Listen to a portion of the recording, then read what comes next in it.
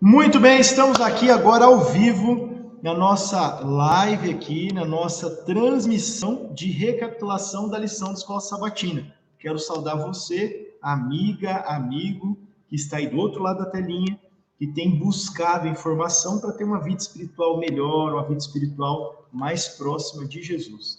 E a lição da Escola Sabatina, nosso guia de estudos, você já conhece, está aqui, Provados pelo Fogo. Olha só, deixa eu ver como que está aqui para aparecer certinho. Provados pelo Fogo.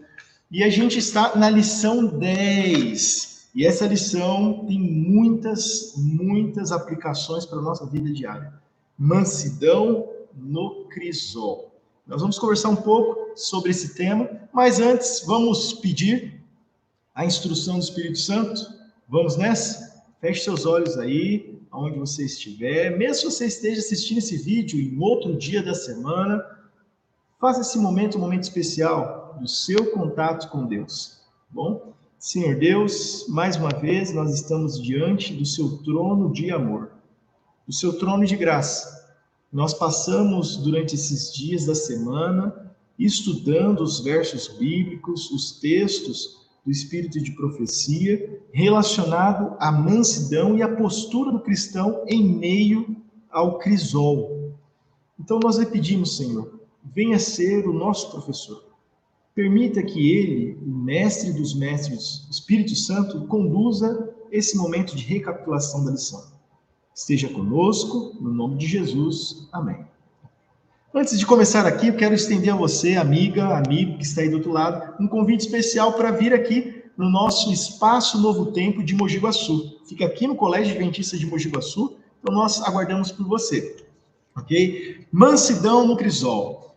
Lição de sábado, nós temos aqui um verso para memorizar muito legal. Eu tenho certeza que a maioria dos que estão assistindo aqui, que gosta de ler a Bíblia, talvez tenha esse verso até de cor.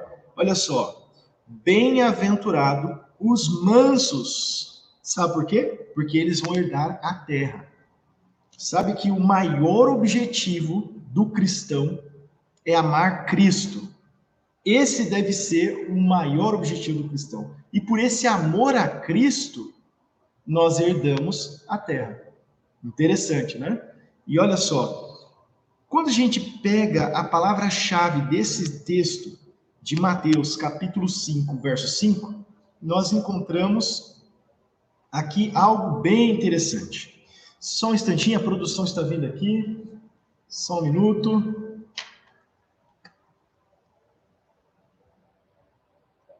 Estamos ao vivo.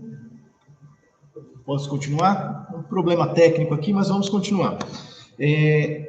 Nós estamos aqui conversando um pouco sobre a lição 10, mansidão no crisol, e a palavra-chave do verso para memorizar, que se encontra em Mateus capítulo 5, verso 5, é mansidão.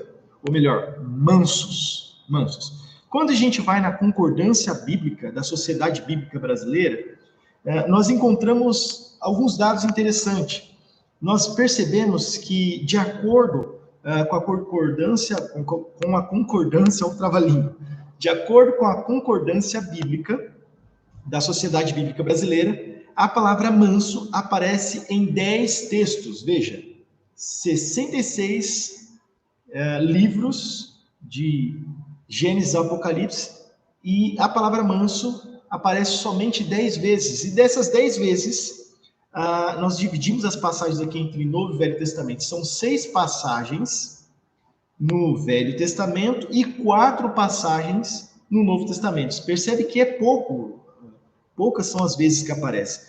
E uma outra curiosidade, quando a gente muda um pouco a palavra manso, vai para mansidão, que é um derivado da palavra manso, também aparece 10 vezes. Só que dessa vez, das 10 vezes que aparece a palavra mansidão na Bíblia, uma vez é no Velho Testamento, outra vez, as 9 vezes, né, das 10 vezes, é no Novo Testamento. Interessante, né? E quando a gente vai para uma outra derivação da palavra manso, mansamente aparece somente uma vez na Bíblia. Interessante, né? São situações que nos levam a crer que, mesmo sendo poucas vezes citado, a profundidade e a relevância dessa postura, que é a postura do ser manso, é algo extremamente importante, né? E quando a gente pensa o que significa mansidão, a gente percebe que o nosso guia de estudo diz o seguinte, que mansidão é a capacidade de sofrer danos e, no processo desse sofrimento, ter paciência. Interessante, né? Capacidade de sofrer danos com paciência e sem ressentimentos.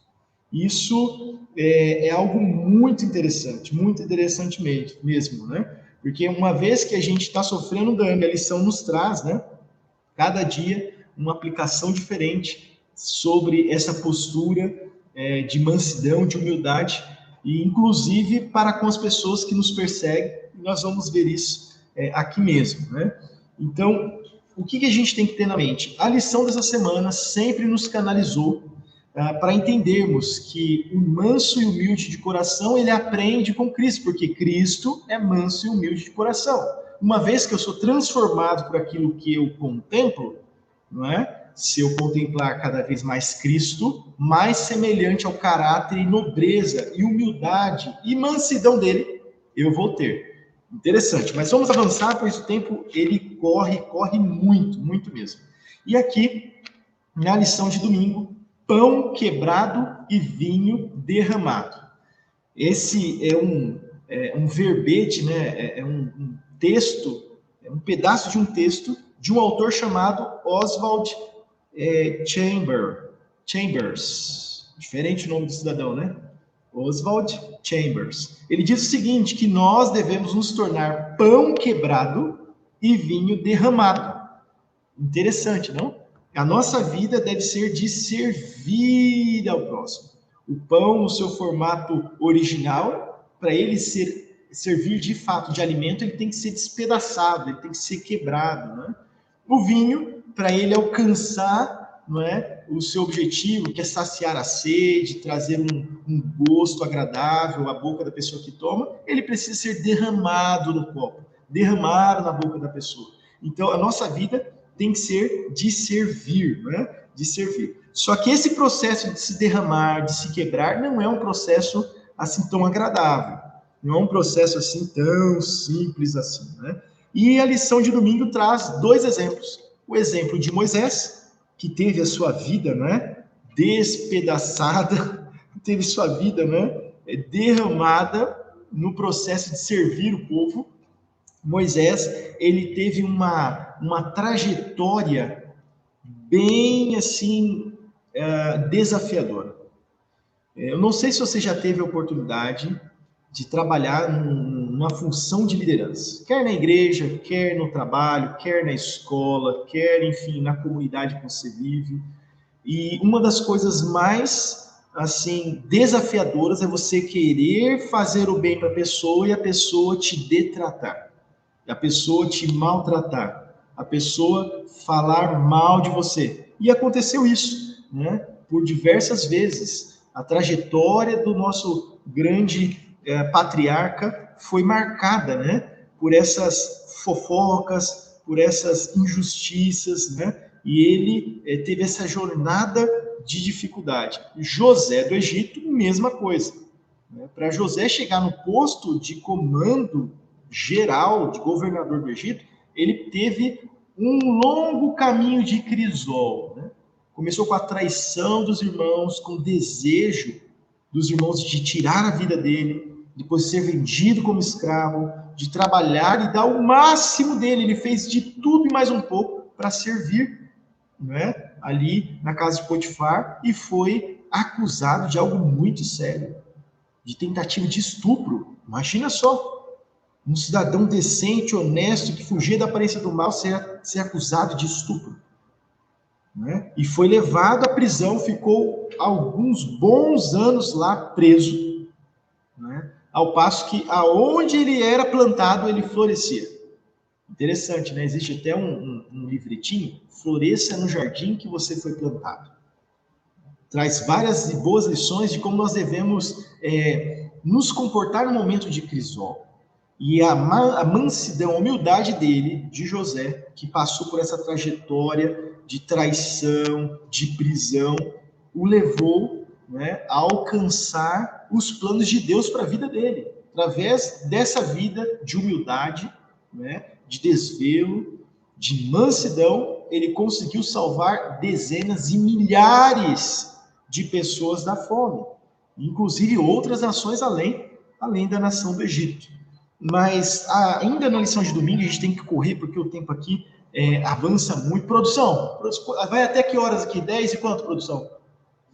10h20. Ok, nós temos mais 20 minutinhos. A produção aqui, o professor Jorge está ali por trás dos bastidores, a gente está correndo aqui. Mas vamos lá. Ainda na lição de domingo, Ezequiel, no capítulo 24, de 15 a 27, relata a história. Obrigado. Aumentou um pouquinho mais aqui, olha. Que benção, hein? Nosso produtor aqui tá bom, hein? Tá caridoso. Então, o que acontece? Ele foi chamado por Deus para também ser quebrado, para ser derramado, assim como o texto ali de Oswald Chambers, né? Pão quebrado, vinho derramado.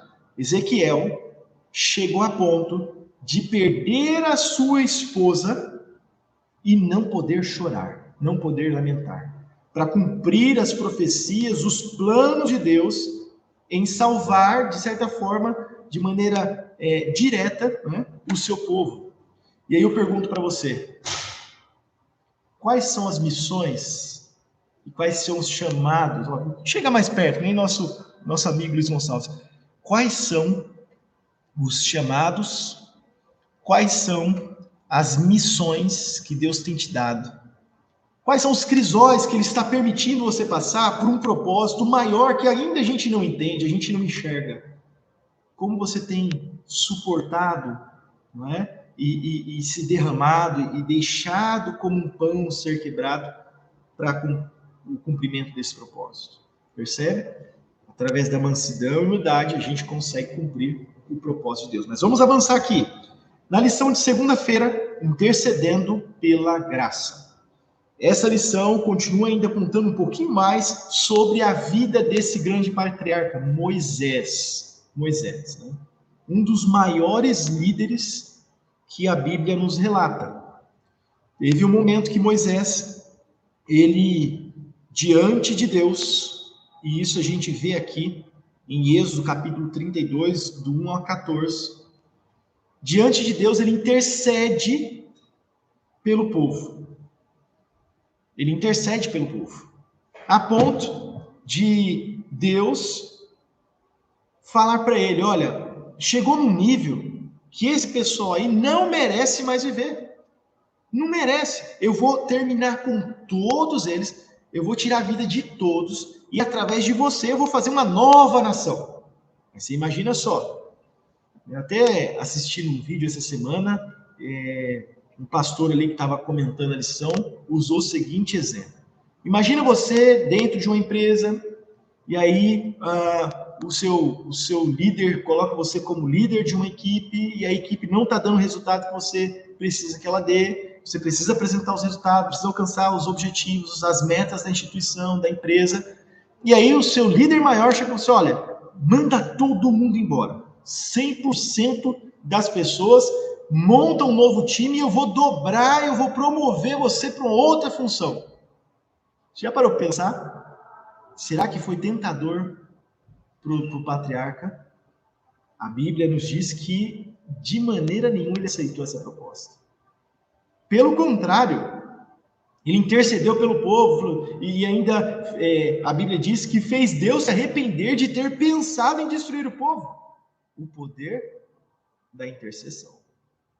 O poder da intercessão. E não foi só essa vez, teve um momento ali que um cidadão, ou melhor, uma cidadã, na sequência, como o guia de estudo nos traz, a Miriam, sua irmã, virou a cabeça, começou a detratar o seu irmão e falar da cunhada, e imagina, crise familiar, isso foi se alastrando entre o povo de Israel, e o povo já gostava de uma conversa, não é muito diferente de hoje, né?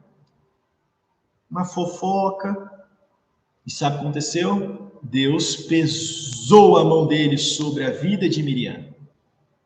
Pesou a mão dele sobre a vida de Miriam. Miriam ficou toda pipocada de Isso mesmo, de lepra, toda leprosa. Quando Moisés viu aquilo, que percebeu o motivo, né, que soube do motivo, em vez de ele falar, bem feito, olha aí, como diz o nordestino, bem pouco, família nordestina, não, sabe o que ele fez? Ele buscou o Senhor na beleza de sua santidade. Eu imagino esse patriarca se ajoelhando diante da esteira dele ali, se colocando a sua face no pó da terra, intercedendo pela sua irmã, pela cura da irmã. Né?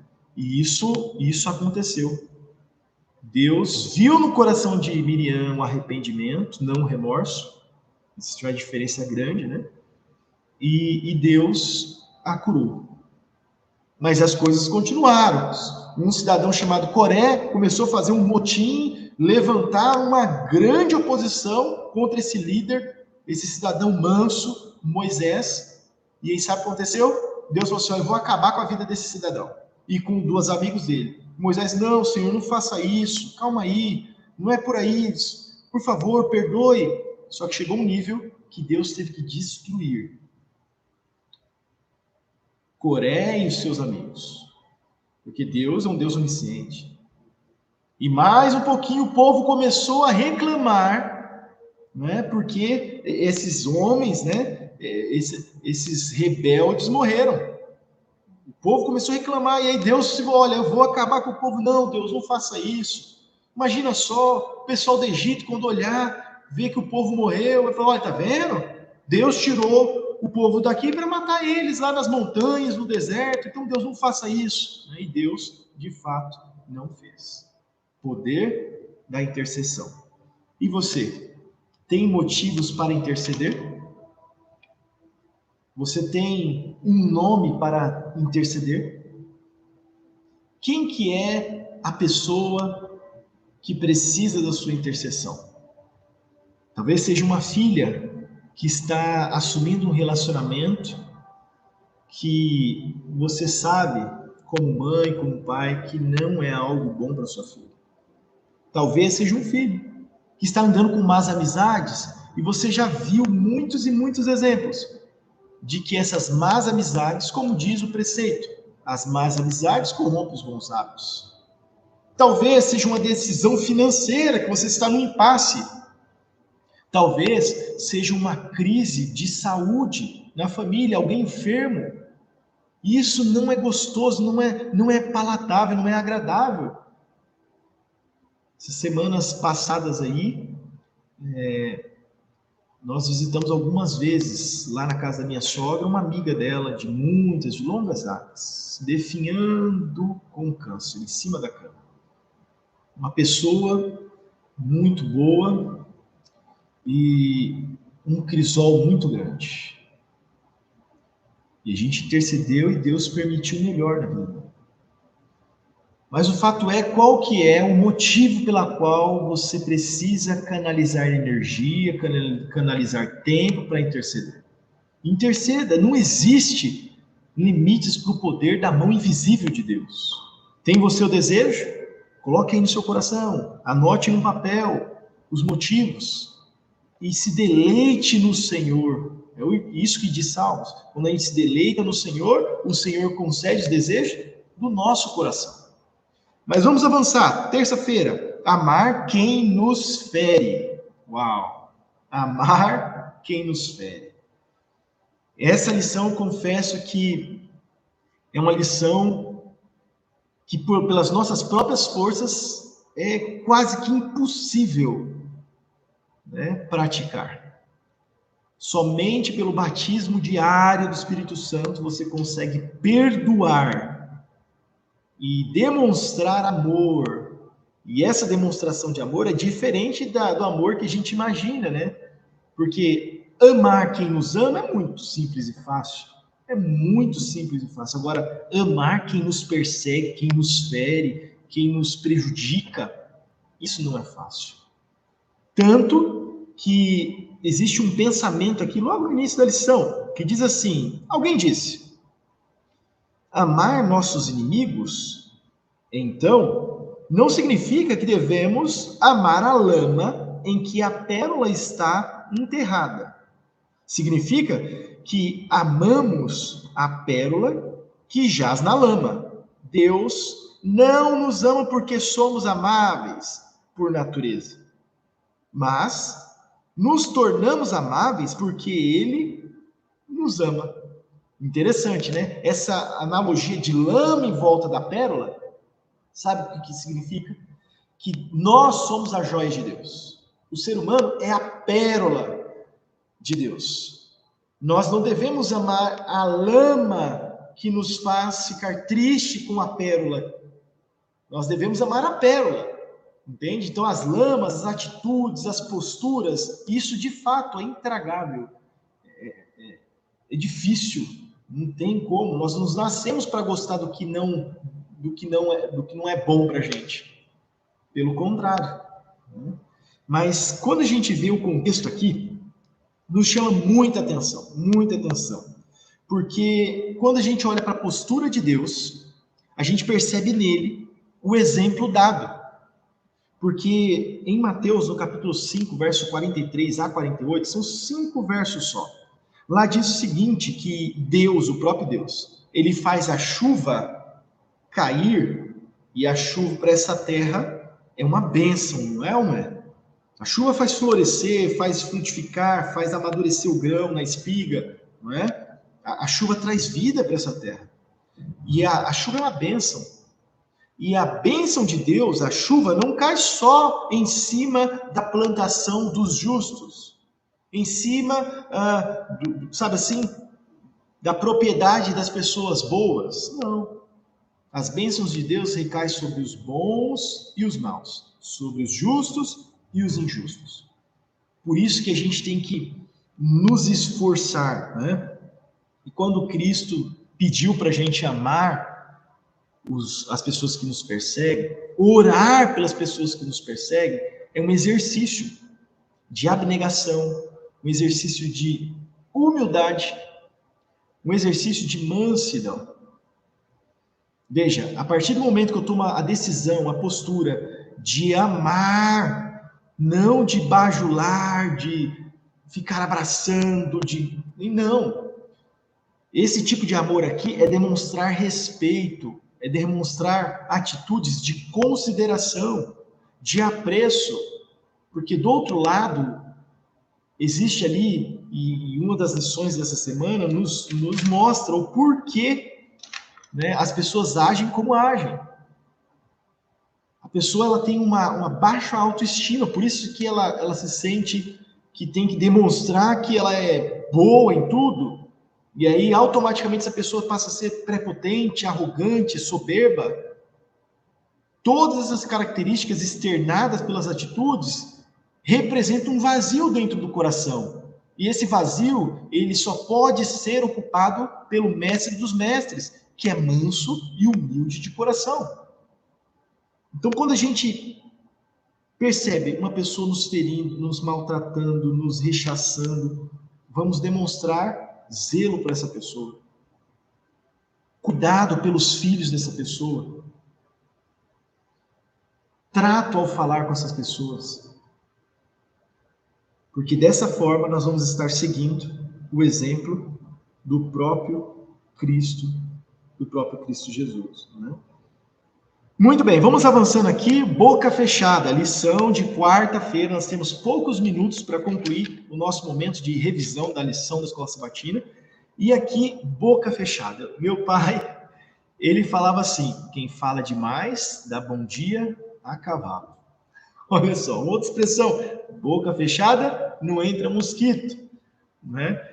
Quando você está numa situação de tranquilidade, de paz, é muito fácil você ficar com a boca fechada para o mosquito não entrar, você ficar assim, não falando demais para não dar bom dia a cavalo. É muito simples. Agora, quando você é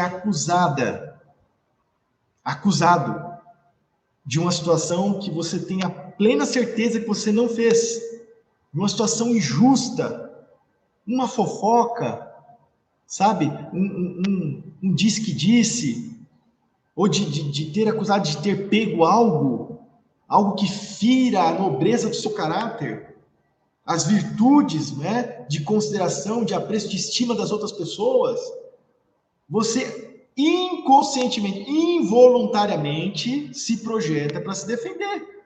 Isso é uma defesa cerebral. Agora, quando a gente olha para o exemplo de Cristo Jesus, a gente vê um exemplo de que muitas das vezes ele foi acusado, ele foi cuspido, ele foi, assim, colocado num contexto de crisol sobre-humano.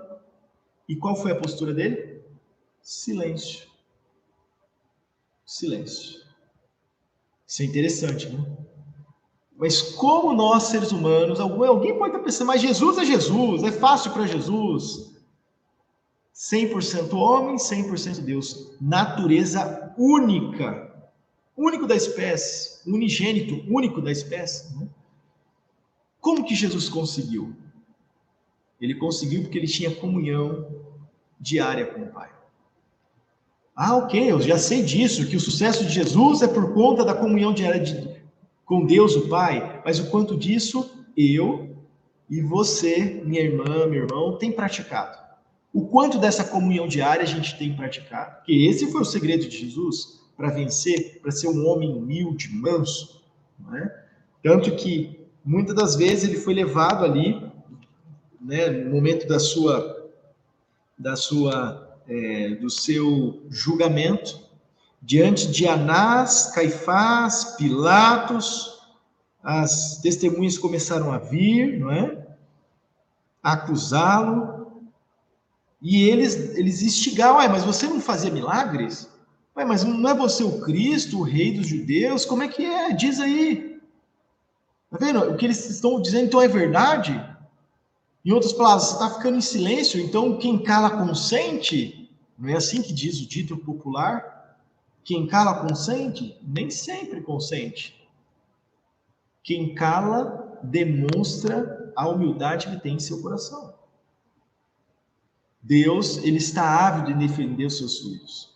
Mas da mesma forma que ele não livrou Jesus da injustiça, ele também nos permitirá passar por injustiças.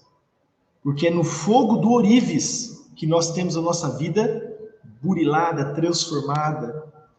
E isso não é algo agradável, mas é algo possível. É algo que Cristo nos deu exemplo. Muito bem, vamos avançar aqui. Poucos minutos nos restam. Deixa eu ver se tem mais alguma coisa a ser considerado, né? Muito bem. Nossa rocha e refúgio. Foi nessa lição aqui que nós vimos o porquê, né? Muitas das pessoas agem de maneira fora do padrão, né? Alguns falam, mas é normal isso acontecer no mundo, uma pessoa perseguir o outro. Não, isso não é normal. Isso pode ser comum. Existe uma grande diferença entre o comum e o normal. Isso pode ser algo comum, mas não é algo normal. O normal seria nós seguirmos o desejo e os planos de Deus, tratarmos o outro como a nós mesmos, amar o nosso próximo, né? Com um amor assim, como Cristo tem nos amado. Percebe? Mas qual que é o segredo para a gente passar por essas provas, passar por essas acusações, não é? Ter esse sentimento de perdão e nos manter firme na rocha? Existe até uma frase bem interessante, uma vez eu li, que diz o seguinte, sobre perdão, né? O perdão tem a ver com humildade, com mansidão. Perdão é o doce aroma da rosa para o calcanhar que a pisa. Interessante, né? Vou repetir. Perdão é como doce aroma, doce fragrância da rosa para o calcanhar que a pisa. Interessante, né? Então, o cristão que está firmado na rocha, ele tem esse vazio que a soberba, a arrogância, a prepotência, ela é externada, né? E, enfim, leva o outro a sentir tristeza, dor, não é? Ele tem esse vazio que dá todas as consequências preenchido por esse mestre amado. Ele tem a sua vida alicerçada na rocha, não é? Que é a nossa fortaleza. Tanto que no Salmos 162, de 1 a 8, nos diz, né? Nos diz sobre a postura do nosso grande exemplo que foi Davi, né? Um exemplo do que a gente não deve fazer e do que a gente tem que fazer como um grande servo de Deus, que é segundo o coração de Deus.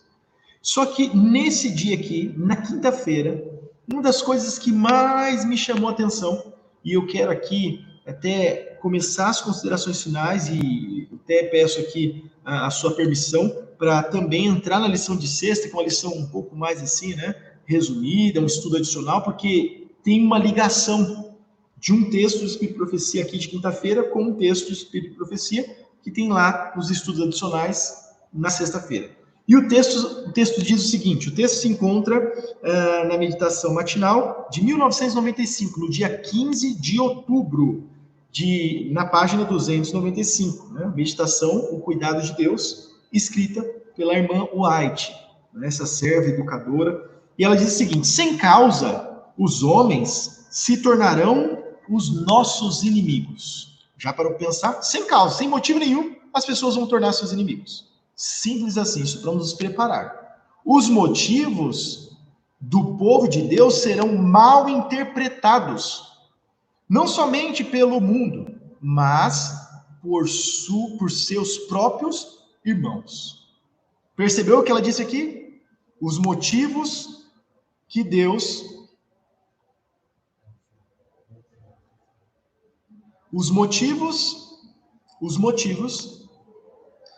que o povo de Deus vão ter serão mal interpretados. Por quem? Pelos próprios irmãos.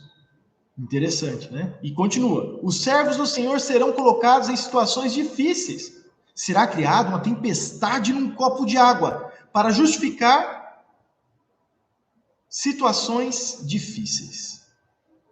Para justificar atitudes egoístas e injustas dos homens. Por meio de falsas acusações, esses homens serão vestidos com as escuras vestes da desonestidade. Por circunstâncias além de seu controle, tornarão complicadas sua obra. Serão apontados como homens que não merecem confiança. Já pensou? Você, minha irmã, você, meu irmão, ser apontado como alguém que não merece crédito, não merece confiança, criar uma narrativa contra a sua pessoa, sendo você uma pessoa justa, isso já está acontecendo e vai acontecer muito daqui para o final dos tempos.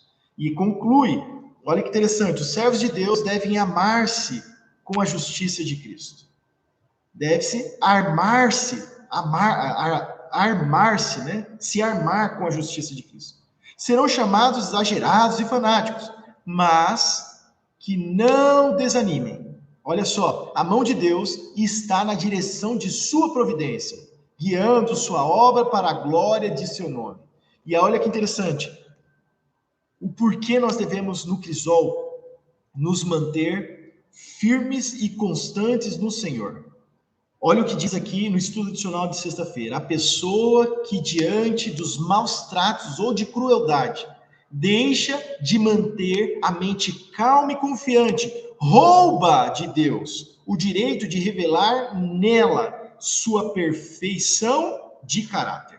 E conclui.